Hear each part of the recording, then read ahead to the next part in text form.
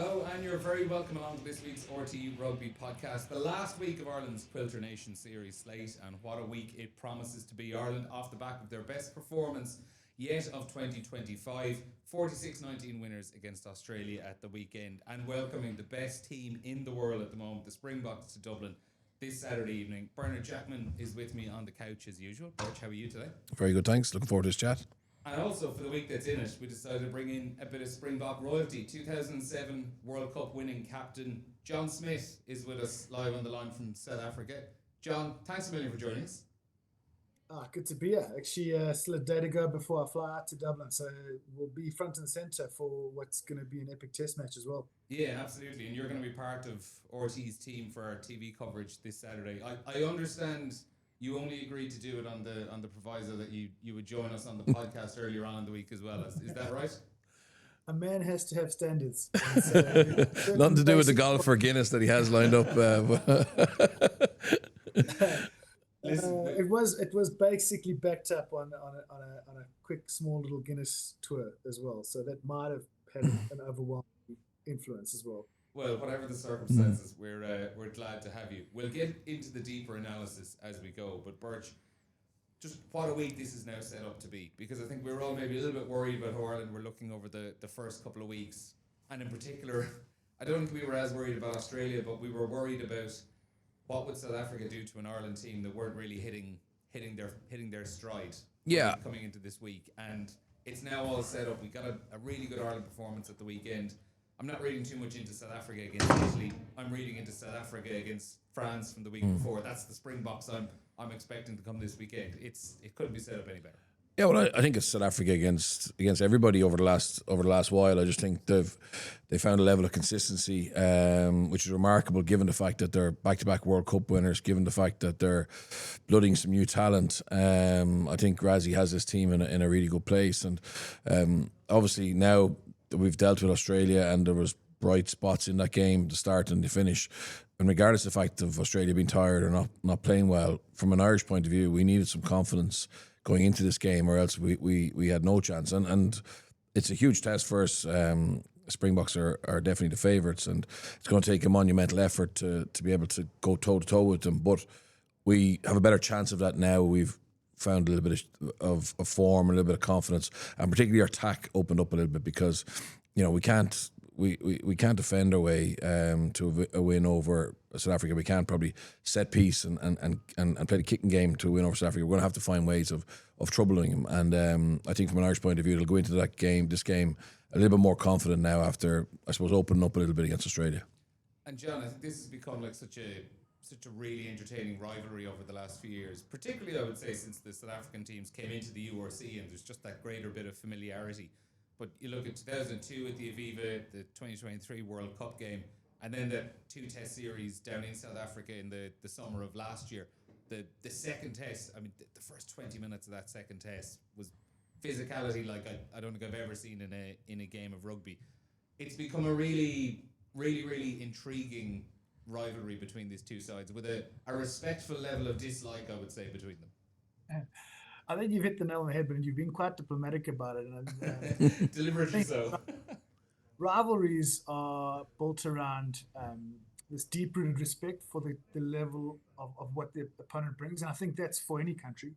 And we talk about the rivalries of different generations, but you can always gauge how strong the rivalry is by how much South African fans hate your team. And it's actually said in an absolute positive manner. And South African fans are, psychotic would probably be a diplomatic way of explaining them.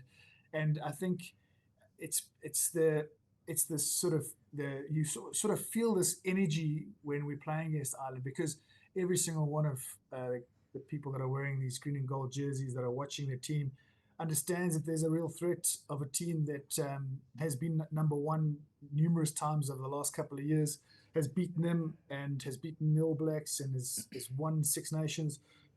And so all of that leads into the fact that this is, it's always been a big test for the last couple of years, and it's still going to be a big test. I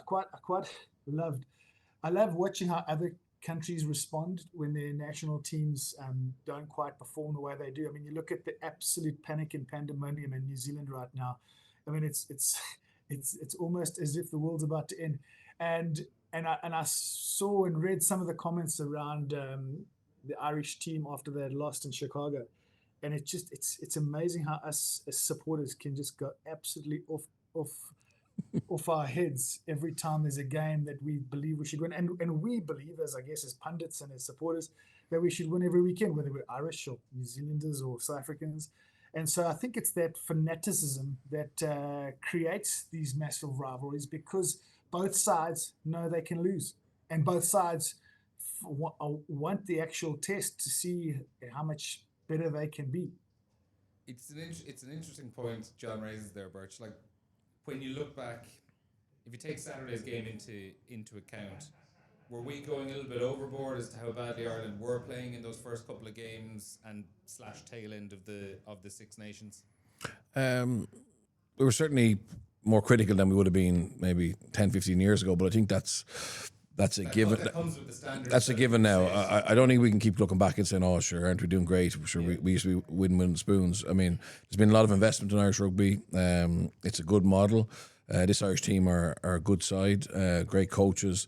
So when they dip below the accepted standard, you have to ask questions, but also understanding and trusting them. So when they say that, the training, what they're doing in the training isn't transferring to the pitch, you got to give them a bit of time to see that. And again, they're quite honest after the game that for the first 20 minutes and the last 20 minutes, they were doing what they want to do, and then obviously they got a little bit lost. And you don't dominate a test match for 80 minutes against any tier one side. So there's going to be times when you're under the pump. But I suppose because of the age profile of this Irish team, you have to wonder, is that drop in performance levels down to that? And then when you see them bounce back up, like so Robbie Henshaw, Tyke Furlong, etc., shown form of old, then you can actually rest a little bit easier and go, right, we still have a chance to compete with the best teams. The reality is, if we were blooding a load of youngsters, you'd have to be patient. But likewise, when you have a lot of experience, you kind of expect a certain level of performance. And I think the players themselves admit that the All Blacks game and Japan in the first half were below that. The Six Nations was below that.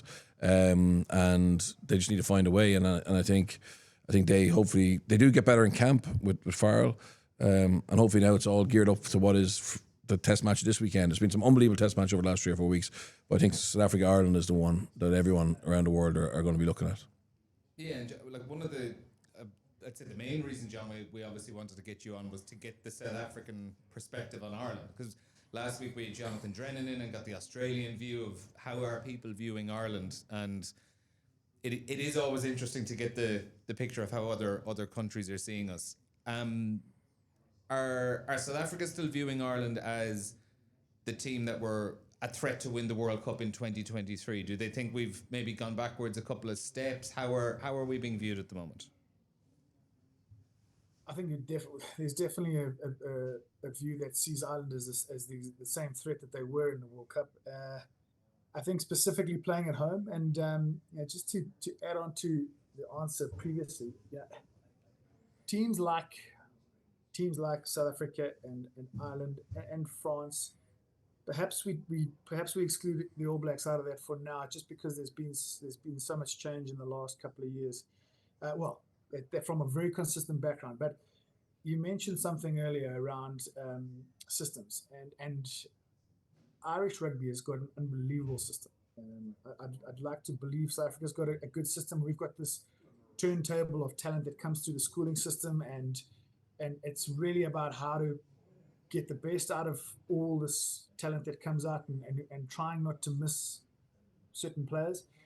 Ireland's model, which I think is brilliant, around the 4 provinces and around how they treat international players from outside of Ireland and limit the amount of guys in each position so that there's always 3 or 4 Irish players having the opportunity in each position across the board from 1 to 15. It started a long time ago, and it started producing results quite quickly once that system had been in place for a while, and it has been producing sort of results as it's progressed. Like with anything, no coach.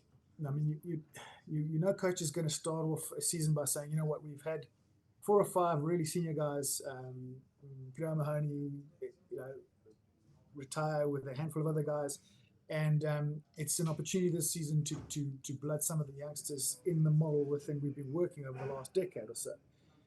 That's not how it's almost like the kiss of death when you, as a World Cup coach, say, just, you know, don't judge me in the next 4 years, just judge me on a World Cup. Yeah, so supporters don't really buy that. So I think perspective for us, I guess, as pundits or supporters, is around seeing the progression and the success of a model that's been working for so long. And I think that's what South Africa sees with Ireland, and that's why they remain a threat. And that's why Saturday is going to be such an epic battle, and certainly a game that South Africa can lose if they don't bring their best game forward within that 23 players. So I think that the model is one of the most successful. It's super simple and it's super effective, and it certainly benefits Irish rugby's national team. And it's one of the few systems where the tail doesn't wag the dog. So this sort of, whether it's the franchises or the club system, everything is geared towards making the national side stronger. And you know, we've been trying to get as close to that as possible. It hasn't always been the case in South Africa, but I genuinely believe that we're as close to that as we've ever been. And Ireland has been in that space for a very long time. So it's a very long, convoluted answer to a question that is simple to answer. You know, there was always going to be 2 tests on this end of year roster for South Africa that had the potential to derail a season, and certainly had the potential to not come out with I guess, full marks for the tour. The beauty is South Africa has been able to blood a few youngsters. They've had some challenges on this tour. They've been able to overcome that. But I think Saturday is certainly going to be a test. I genuinely thought that Stade de France in France would have been a lot closer, and I had some concerns about the result there, but they had an unbelievable day, performance on the day. But Ireland have started building momentum. That result against Australia needs a little bit more talking about, because, you know, we also thought that Australia would be a much easier opponent this year, but they've been very tenacious. They've built something quite special there, and they're certainly going to be a threat when they host the World Cup in 2027. But that is you look at that scoreline, you look at that performance. That is a team that took us to the sword in the Highveld in South Africa as well. Granted, again, you know, Rassie played everything. It was one of those days where he was really throwing everything at it. It was the least amount of kicking. We tried to play a ball in hand as much as possible, and it worked like a charm. Eventually, I thought this was going to be an absolute thrashing, but Australia stuck at us, and kept getting reward from the turnovers and the ball that was spilt from this extravagant sort of new style of play. And they put us to the sword in our back garden, and I think broke a 40, 50-year-old voodoo. So that kind of result gives a team like Ireland a huge amount of confidence. And you look at what probably should have been one of those weekends for us against Italy, but it didn't quite work out that way. You know, we didn't quite get any rhythm. And so it's quite difficult to judge where we are at, other than looking back 2 weeks ago to where they were in Paris. John, I have a question for you. You mentioned the Irish system and the South African system now being set up as maybe as well as it ever has been. What I find remarkable is obviously you don't have all your players based at home. Obviously, there's been a big effort to get like Sia and Eben back. But in general, when you see the South African squad, whether it's for a World Cup or Rugby Championship, there's an element of players who are playing overseas, and you know, you don't control their game time, etc., because they're not centrally contracted. But yet it seems like they come back into Springbok camp and nearly add value in terms of being back in camp, so being back with their home nation, being back with their friends, and then obviously the things maybe they're picking up from abroad. And maybe the weakness in our game is it's everybody's together for a long period, whether that's with the province and Leinster, and then with Ireland. I just, you know, you obviously played abroad, overseas, and your own experience and what you see in the Springboks now. Do you think there's value to that, to having some players play their rugby elsewhere but come back with that IP and with that freshness, or would you like to see more players play back in South Africa? So I've got to take my medicine here, because I sat on the board for RTÉ Rugby for 8 years up until March this year, and when Rassie came to us, you know, as a new coach and asked us to consider allowing players to play overseas. I guess there was the old school in me sort of that was against it, and my initial thoughts were, let's preserve our competitions, our local competitions, and let's also, I grew up playing with Gary Tash and Mark Andrews, Ollie LaRue, Adrian Garvey, Robbie Kempson, Andre Joubert, and these guys were sort of senior players finishing their careers, and I was a youngster, and they sort of became mentors, and I learned so many lessons. And so I guess the old school version of me was one of the few people that were against it initially. And if I look back now at what Rusty's been able to create, there's a few things that it's done.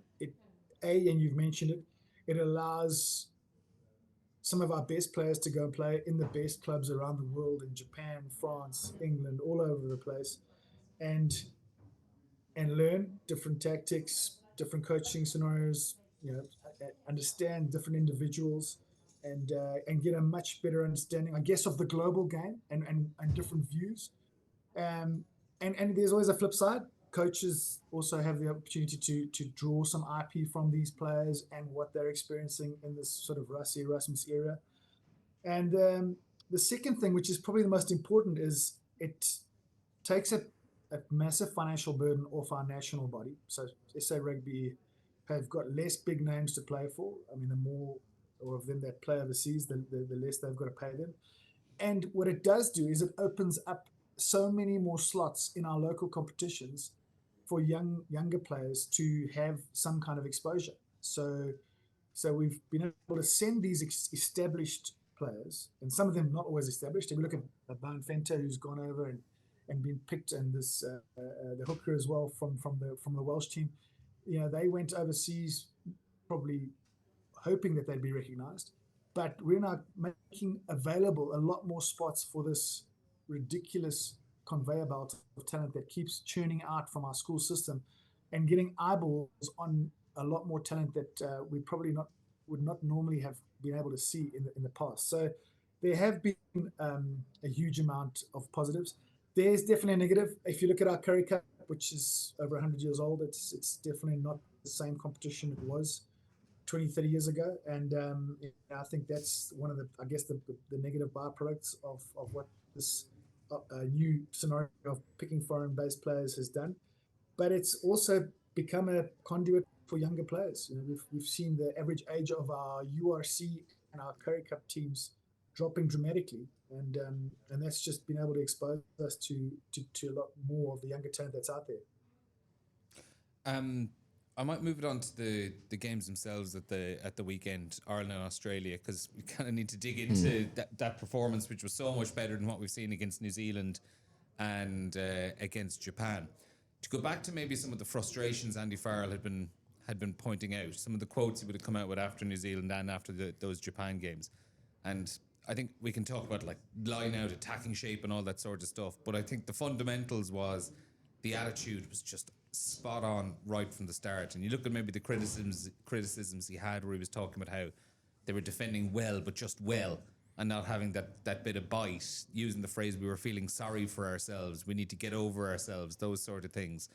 I think that was the area right from the first whistle where you could see the big difference. And even just isolating the kick chase and the kicking game, for example. And we obviously saw how like Mac Hansen came up with so many brilliant catches. James Lowe had one or two. Tommy O'Brien was brilliant on kick chase as well. And while they won back a good amount of clean ball, I think where it really jumps out is when they didn't win back clean ball. You had players like James Ryan, Tyke Furlong, Thomas Clarkson had one when he came on, Ryan Baird. People just... It was Irish jerseys were consistently first to those breaking balls on the ground, diving on them like pigeons on a spilled chip. It was ravenous energy right from the start. Yeah, there was a massive difference in terms of intent. I think that was why he was so frustrated against both the All Blacks and Japan, because even that first 60 minutes when we were leading, there was no real dog or kind of loose abandon where you're just throwing your body in places that normally you wouldn't, and kick chase ferocity and all those things that probably the stats don't tell you. Work rate off the ball, and that was back. There was an intent there. We weren't going passengers against Australia. We were driving the car, and we obviously got reward for that quite quickly with 2 tries. But it wasn't just ferociousness or aggression. It was skill set and like being able to attack space. So the 2 Mac Hansen tries came from not just playing front door, being willing to move the ball. And we saw a lot more forwards passing. I think yeah, as well. we did. But the thing is, like, we weren't just being passive in our carries. We were carrying to the line. Our support play was bang on in terms of our shape, and we were willing to move the ball. And when Ireland moved the ball well, they're very, very hard to stop. It's when we're quite direct that we're actually quite limited, because we're not as big and powerful as some of the other teams. So all the things that he said he wants was kind of a given that we're missing. We're back, and yeah, it made Australia look very limited. But it started with Ireland. It started with Ireland wanting to win that Test match and not be, as I said, just passengers in the game. They wanted to take control of it. So it was much better. And then you add to the fact that we won a lot of aerial ball, and we can't take away from the fact that we had a lot more possession from good source of possession, i.e. line out. Our scrum was solid, and then winning those aerial balls back when the defence are in chaos, it makes it so much easier then to go play. John, on the I've got to add on to that. I mean, also just as a person that's been watching this Irish team, and also I've had the privilege of being coached by Faz, who also I think is a phenomenal human being in terms of what he's been able to create in all the teams that he's coached. Yeah, one of the things that stood out for me at Saracens when he was there was, it was very little criticism around errors. I mean, obviously, you make enough errors, you'll end up getting dropped. But there was never real talk about errors. There was always a talk about effort level. Smalley and Faz, they kept banging on about. If you made a mistake, it was just the next thing was next job, and effort level was the thing that was being judged in that environment, and you can sort of see that coming through in this Irish team. And there's a couple of things you talk about that front foot, and you look at just how Hansen made that sort of shift to fullback, and it's because he's got this front foot ball that is running onto, and he's got this time and space, because there's a few things that they do really well. Set piece is a given, so they've got a really good scrum, really good lineouts. And the second thing is they are really accurate and painfully frustrating at the breakdown. If it's theirs, they're efficient and they don't overcommit. The ball comes out nicely. If it's the opponents, they're all over it like a rash. It becomes this. Well, now we've got to throw an extra man in because there's this attention to the sort of ruck ball. And the third thing is they don't give anything. They don't give a lot away for free. When they're playing well, they have this sort of unwritten law of attrition where the less mistakes they make, the less opportunity is for the other team to get energy and regain some momentum. And we saw all 3 of those things in abundance against Australia. Just to go back on your time working with Andy Farrell back at Saracens, it was obviously the very early days of his coaching experiences back at Saracens. But would you have got a sense back then that obviously you're not going to predict this guy's going to be coaching at Test level for X number of years and he's going to be a Lions coach, but did you get a sense straight away that, okay, this guy has it in terms of coaching? He's going to go a pretty far way? Yeah, absolutely. I mean, I was blown away by the environment, to be fair, and there was just so many things about it. The coaching setup, it was one of the biggest coaching setups that I'd ever been a part of, and every single guy there had just was good at what they did. Faz played a very, very senior role in that team at the time, and so it was he had a lot of face time with the team and a lot of influence over how we played. And yeah, you could see not just Faz, but there were a number of coaches that I believed would certainly go further. But Faz really has done incredibly well. I think his journey with Ireland has been brilliant. The fact that he could switch over and lead a successful British and Irish Lions tour adds to his mantle, and he's a proper northerner. I don't think he's the kind of guy that's ever going to get ahead of himself. He's always going to think that he can work harder, and that will always end up flowing over into the teams that he coaches. You know, it's such a difficult thing to manage as a player and as a coach is an ego as well. So to keep that thing in check and to make sure that you're always working harder and always trying to think of different ways to get better and innovate along the way, that requires a sort of an internal battle with yourself as a coach to continue to sort of, you know, keep your feet on the ground and keep looking for where the leaks are in the boat. Just he actually tells an anecdote about that time. It was just a Marshall there when you were there, John. No. I was just thankfully just after Marshall's time.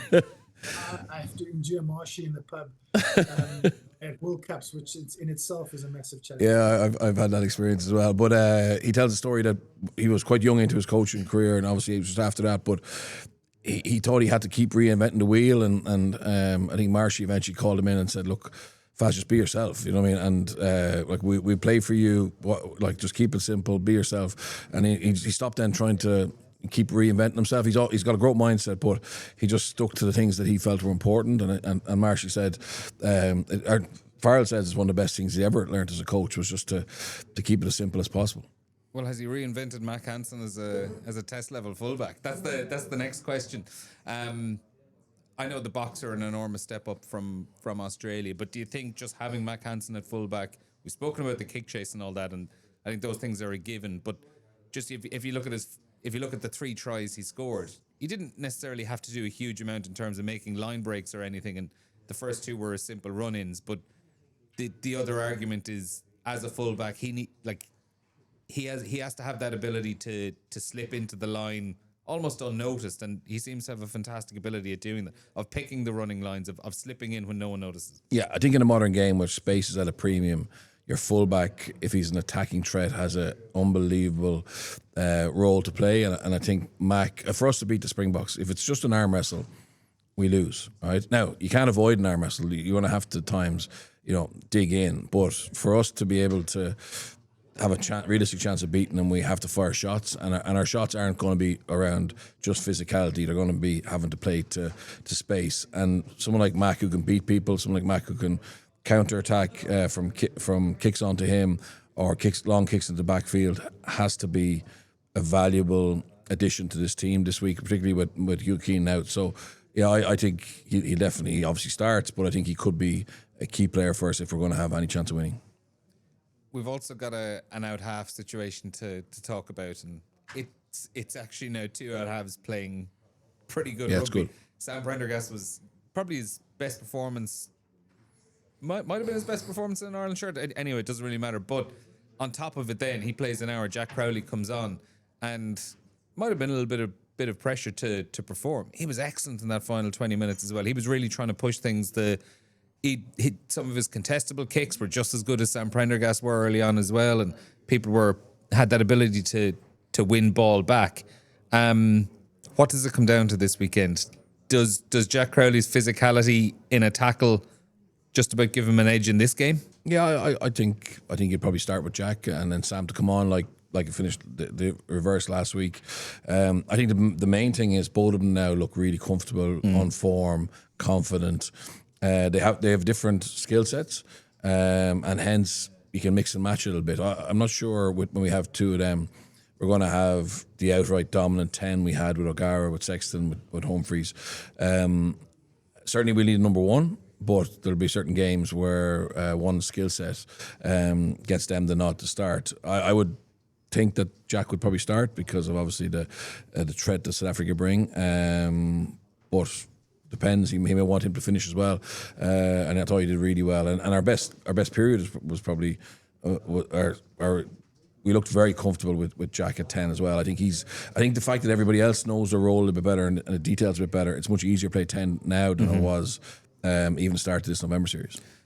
John, how do you see Ireland's out half situation at the moment, where you have 2 guys going for, and obviously in South Africa you have your own situation going on where it's probably 3 between Andre Pollard, Manny Libbok and Sasha Feinberg and Gamazulu? Yeah, I think it's almost exactly the way Bernard he explained it from an Irish point of view. I think it's sort of become, and I think Ireland and South Africa are both in the same position when it comes to the pivot. It's horses for courses. How do you want to play? Who you're playing will depend on what you select. I mean, fascinated to see who he goes for this weekend between Sasha, Andre, and Mani. And if even more so as to who he puts on the bench. I guess Ireland got to make a decision about. They've got two really good fly halves, and sometimes against South Africa, a lot of teams can get lulled into trying to make decisions around physicality rather than a decision around how they want to play and how they believe that style of play will get them points on the board early.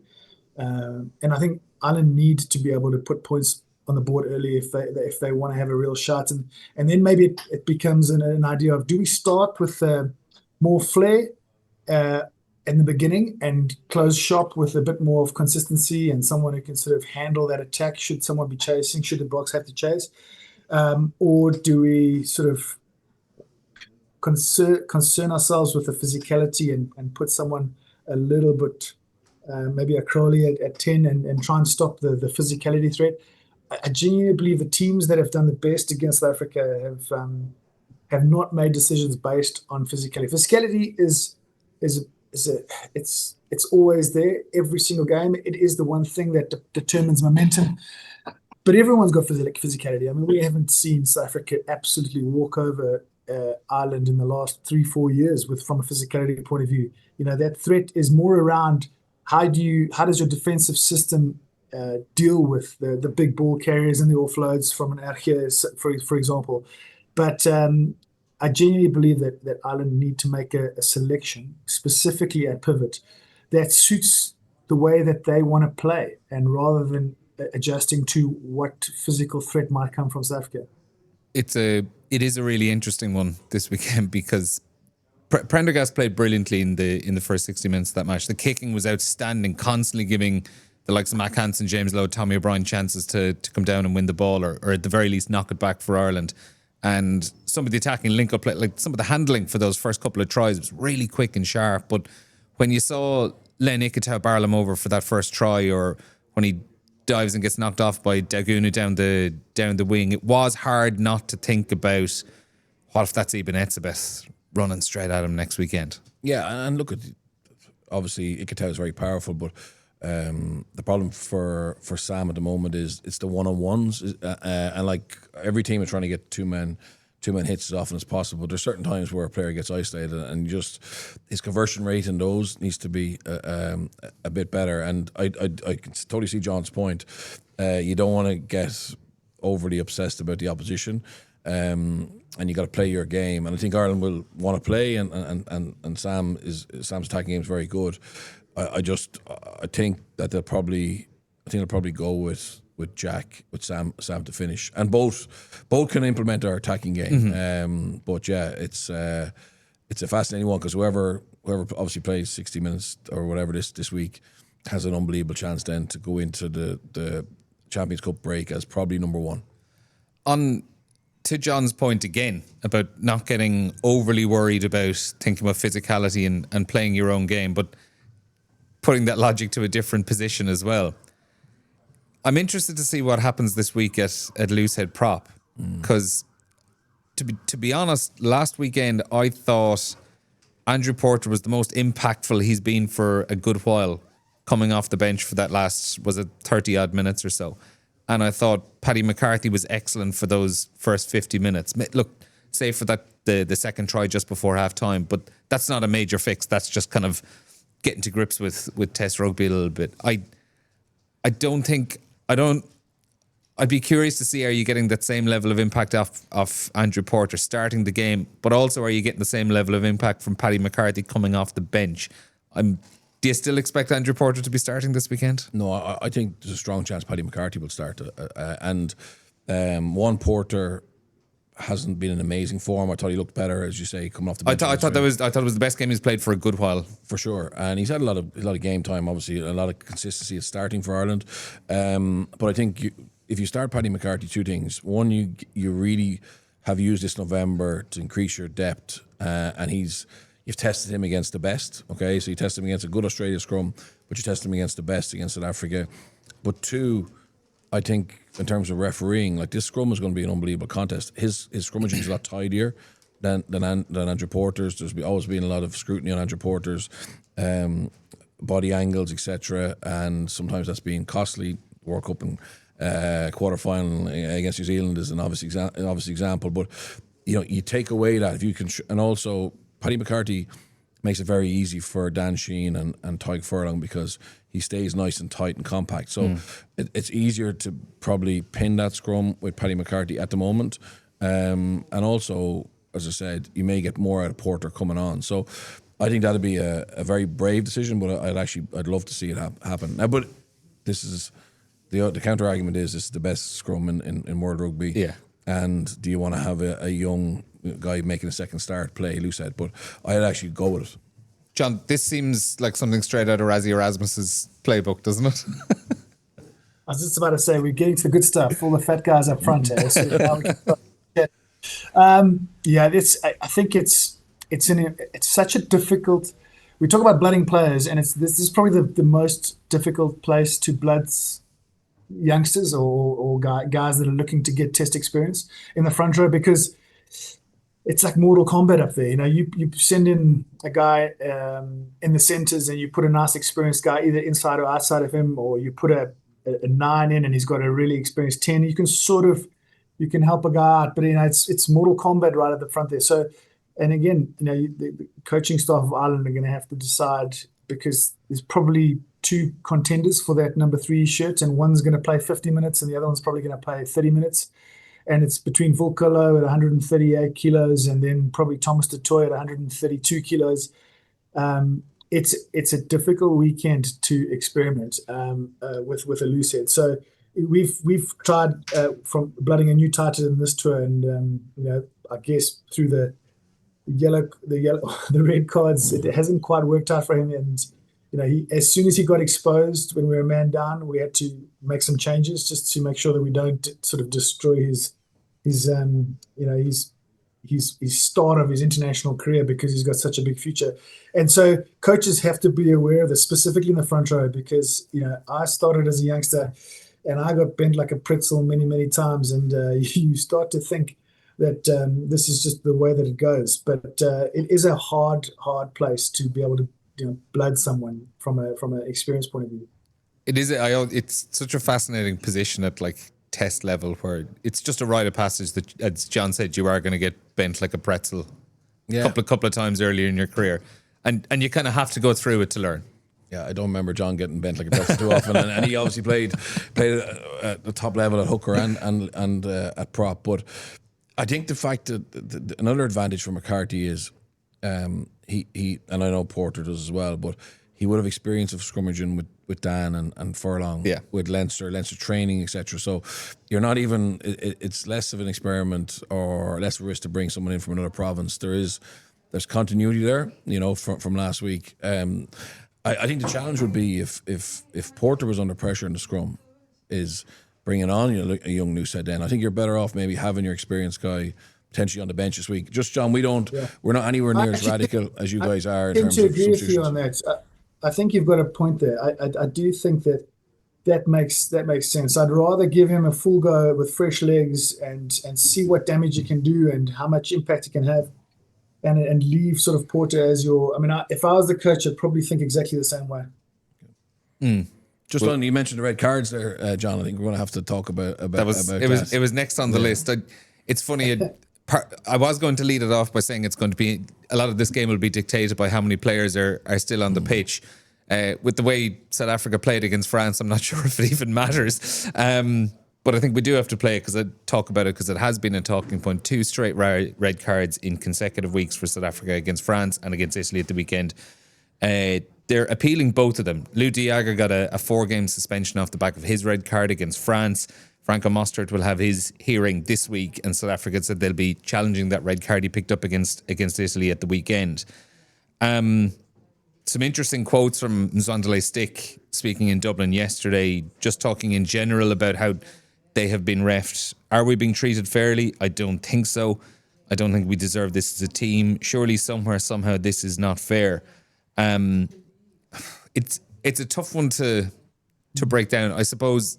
Mainly because we have seen so few straight red cards in the last 12 months, ever since the the TMO bunker came in, it is sort of become an automatic that every incident with a bit of head contact has become a yellow card, gone to bunker for review, either stays a yellow card or it gets upgraded to a 20-minute red. This feels like pretty much the only two instances, or in a tackle area at least, in the last 12 months that we've seen straight red cards. It just when this sorry John, just when this came out, we were told straight red was there for acts of real violence, like a punch. Deliberate was the word that was used. Deliberate. But like the interpretation I was given was, a headbutt, a box, a gouge, a kick. I'm really shocked that the straight red was given for both these. I can see Diager to a certain extent, but I thought Mossart. I think Mossart will be off. I genuinely think he will get off. I think there's loads of mitigation there. It's not even that clear that it's head contact. I thought it was a strange decision, and two international referees who aren't Irish were WhatsApping me during that game about that, and they were like shocked. They were shocked. And again, like, referees make mistakes. I think that was an error. Obviously, if you're South African, you think there's a bit of conspiracy theory because it's happened back to back. But I think Mossart will be cleared, to be honest. That's my good feeling. I think Jager will get banned, or is banned. He might get reduced to 2 games, whatever. But my good feeling is that Mossart was an error by the referee.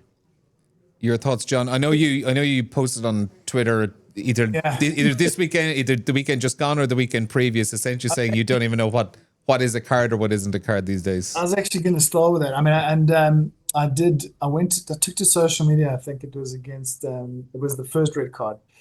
Also just, I guess, not so much around the fact whether or not it was head contact or not, just because it was such an easy decision for the officials to make, to go straight to the red without having sort of a look at the sort of going for the upgrading it to a red, only to find out that, if you do give yellow and put it to review, then the player, whether guilty or no matter how guilty he is only going to be able to have 20 minutes off the field, which I still think protects the spectacle or the test match for the spectators' point of view. But anyway, that's beyond the point. I realized that maybe I don't know enough, and I didn't. Of all the things I saw with 6'5" humans trying to get as low as they possibly can, both on backs that were, I guess, had already lowered, it looked all of it looked as if they were trying their absolute best to tackle within the laws. Look, I think when you hit the head, there's got to be some consequence. I think with Mostert, I think the whole world, other than the 3 referees and the involved, realizes that it wasn't head contact initially. And then again, it's just, I guess, frustrating for supporters. I watched a whole bunch of internationals, and what you don't want, and it's starting to feel that way, is that every sort of time they go like this, everyone's like, oh my goodness, this could actually go any way. This is like a bit of a lottery. And rugby's such a hard game to referee because there's so much going on all the time. And maybe it's not actually about how these moments are being treated. Maybe it's something that's always been a bugbear of mine. The game has become so much more financially viable for players and for coaches and for broadcasters. And if we really dumb it down, we've got to maybe look at, from a global point of view, what is the most important thing in a business? It's probably having the right CEO. And we've got these referees, and it's a tough job. It doesn't matter someone's always going to hate you if you're a referee, because there's always a losing team. And so it's a very difficult job, because you're looking at 1,000 things that can go wrong just in one breakdown.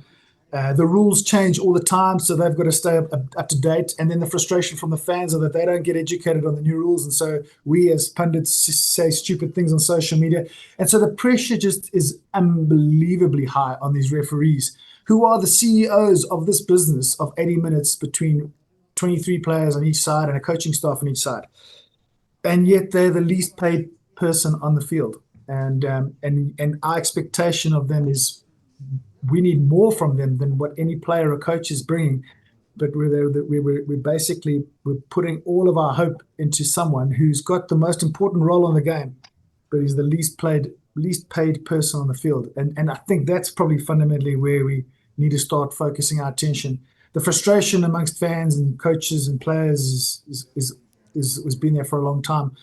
But maybe we're looking at this from a wrong viewpoint. Let's invest more in our refereeing. Let's pay attention to probably the most important part of the game, which is the adjudication. And I'm not sure we're doing that. Yeah, I think at the moment the problem is it's the number of red and yellow cards seems anecdotally to have spiked in this November internationals. You saw Eddie Jones after the game, and obviously they lost the match, whatever, and there might be a bit of sour grapes there, but the game was affected by lots of refereeing decisions, and probably not a massively no dangerous act, I would say, intentional act of any of them. I would point out, for me, that Josh Adams one was for me the Josh Adams one was a permanent red card. Yeah, that wasn't a 20-minute red. No, but the problem is you're not getting any consistency. Like John, me, you watch a lot of rugby, and when it goes to the TMO or the big screen, we really have no faith or idea that what we see and adjudicate to be the correct punishment will happen. There's one thing we may need to look at is basically copying the NRL and go on review. You know what I mean? So basically the game, if it's as such, isn't affected to the level it is now with red cards, etc. But with time on a Tuesday or Wednesday, with a cold-lighted day, with lots of angles, that a punishment can be passed. But even when it comes to that, when it comes to the punishments, I would say most of the disciplinary stuff we end up talking about on this podcast, it's not about was this a yellow or a red card at the weekend. It was, how did we get 4 weeks rather than 5 or 6 out of this suspension, and the you're getting 2 weeks off for this and this. The post-match disciplinary I suppose workflow isn't particularly good either at the moment. No, it's not, but at least it's not maybe affecting a test match. So we're all going to be in Aviv on Saturday. If someone ends up having head contact, which we obviously got to try and stamp out of the game because somebody slips or someone's knocked into their path through another tackler and there's head contact, do we think and the good feeling or decision made afterwards was, like, if say Mossert's let off, right? Say Mossert's let off and that was an error by the referee, and we'd see if it was. Effectively, that could have affected that test match, right? And that's the challenge. When you're not getting what you feel is consistency of decision making, maybe you're better off actually looking to see. Obviously, we can upskill the referees, but that could take a while. Maybe you're better off taking it out of their hands a little bit and out of the 80-minute block for test rugby and entertainment. That's something we may need to look at. Yeah. Okay, I'm going to jump in here, and also again maybe contentious, but I also think that because it's such a difficult job and there's not a massive line of people stepping up to and dreaming of being referees of international rugby. These reviews and these committees that have to make decisions around whether it is 2 weeks, 3 weeks, 5 weeks, is it rescinded? I think subconsciously also feel like they need to defend the decision of the referee on the weekend, and so and probably maybe they're right as well. But so it's there's definitely it's almost feels like it's the game versus the referees, and we don't want that to be the case. We want the referees to be as celebrated and as I guess as built up as any of the players. But at the moment, it's sort of all panning out to be sort of, this sort of the referees, and there's this negative groundswell towards referees in general. And that, I think, is something we need to sort of stamp out. And the only way to do that is actually to give them more power, give them more technology, give them more options, and certainly make those big moments a bit easier. If they're going to straight red because they believe it's thuggery or they believe that it was always illegal, maybe we need to just change the fact that everything should go to review, and if it was thuggery, the guy stays off. I mean, it doesn't seem like difficult things to do to take pressure off the referees. But right now, there's 3 guys out there with the whole world watching them, and they're trying to make the best possible decision in front of a home crowd that probably is trying to sway the decision. We've got to try and find ways of making it easier and taking some of that pressure off the actual guys in the arena. Yeah, I have a lot of sympathy for the referees themselves out on the pitch at the moment, because I think when the 20-minute red card was introduced last year, the wording of it did nothing to help them, because as we said at the start of this conversation, the word deliberate was used in there. It was for deliberate acts of foul play.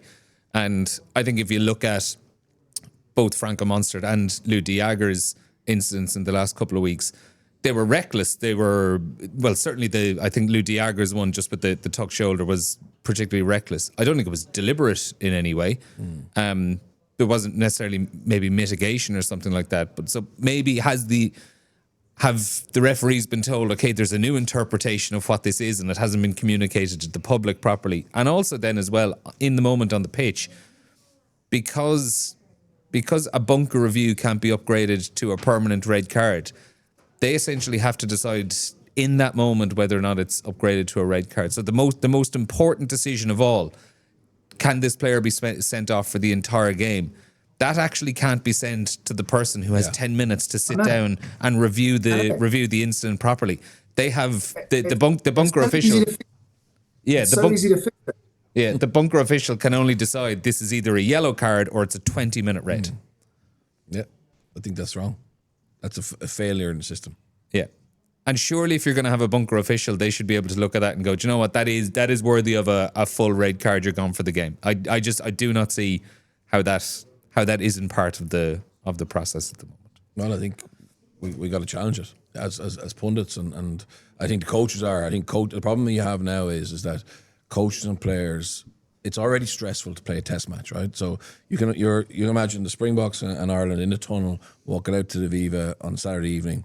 There's stress. There's pressure of a nation on their shoulder.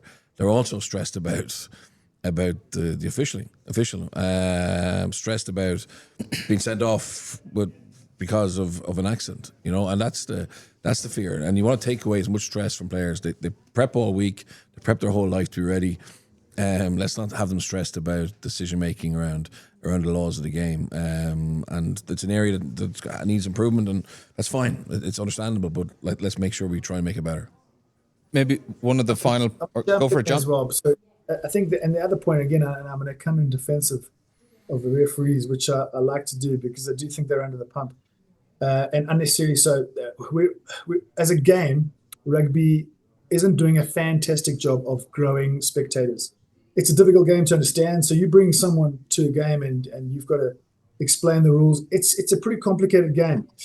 And we haven't done ourselves any favors over the last couple of years with the frequency of rule changes and the tweaks to certain things. The three of us here probably have just in our explanation have probably got something wrong purely because we've missed a law change that preceded these November tests. And I think we need to address that from a growing of popularity in terms of new spectators to the game.